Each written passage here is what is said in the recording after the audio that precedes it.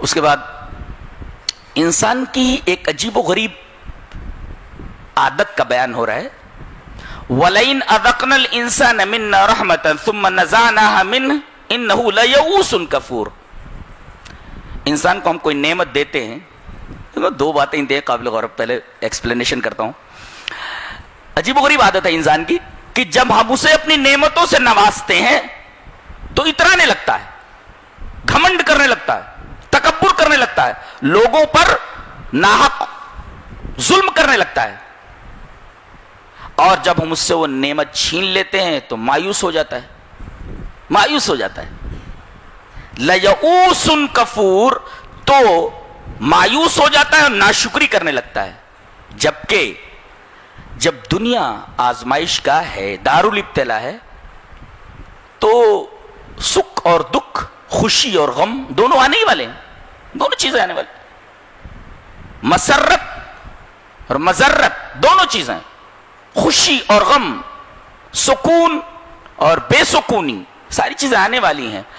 تو جب تکلیف آئے تو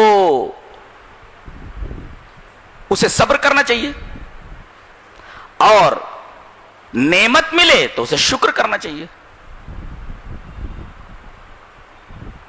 تکلیف پر مایوس ہونا یہ بھی صحیح نہیں ہے, اس لیے کہ اسے معلوم ہے کہ دنیا دارالابتلا ہے, آزمائش گاہ ہے, تو مصیبت تو آنے ہی والی ہے.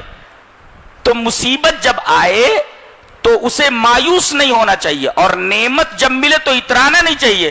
پہلے پر صبر کرنا چاہیے, دوسرے پر شکر کرنا چاہیے. تکلیف پر صبر اور نعمت کے اوپر شکر. اچھا, یہاں ازقنا ہے, ہم انسان کو کوئی نعمت چکھاتے ہیں.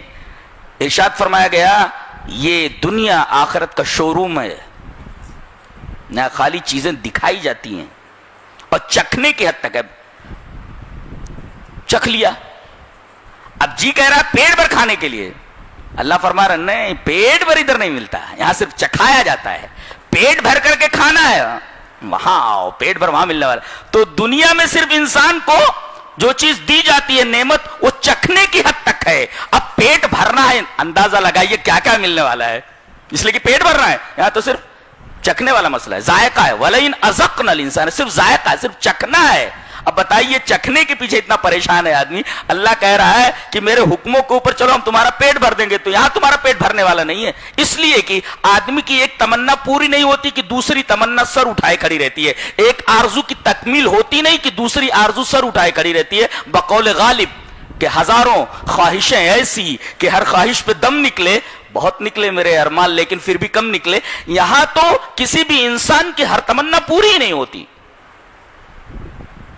بڑے بڑے بادشاہوں کی تمنائیں پوری نہیں ہوئی.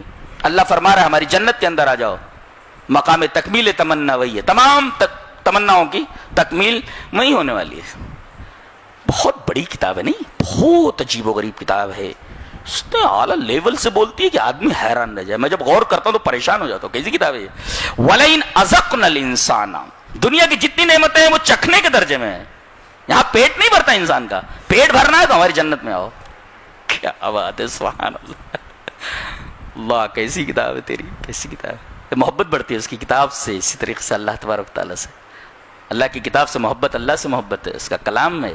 آپ لوگ بیٹھے ہوئے ہیں, پل پل آپ کے گناہ معاف ہو رہے ہیں, معلوم ہے کتنی اچھی بزم میں بیٹھے ہوئے ہیں. یہ اللہ کی کتاب کی بات ہو رہی ہے, اور جب تک آپ ہیں اللہ تبارک و تعالیٰ کی رحمتیں آپ کو اپنے گھیرے میں لیے ہوئے ہیں, کوئی معمولی بات نہیں ہے. وَلَئِنْ أَذَقْنَا الْإِنسَانَ مِنَّا رَحْمَةً ثُمَّ نَزَعْنَاهَا مِنْهُ إِنَّهُ لَيَئُوسٌ کفور. انسان کو نعمتیں جب چکھاتے ہیں تو بڑا خوش ہوتا ہے, اترانے لگتا ہے, اور جب چھین لیتے ہیں تو مایوس ہو جاتا ہے. جبکہ اسے معلوم ہے کہ دنیا آزمائش گاہ ہے. تکلیف آئے تو اسے مایوس نہیں ہونا چاہیے, اور نعمت ملے تو اسے اترانا نہیں چاہیے. پہلے پر صبر کرنا چاہیے, دوسرے پر شکر کرنا چاہیے. دیٹ از فنشڈ, خلاص, سمپل.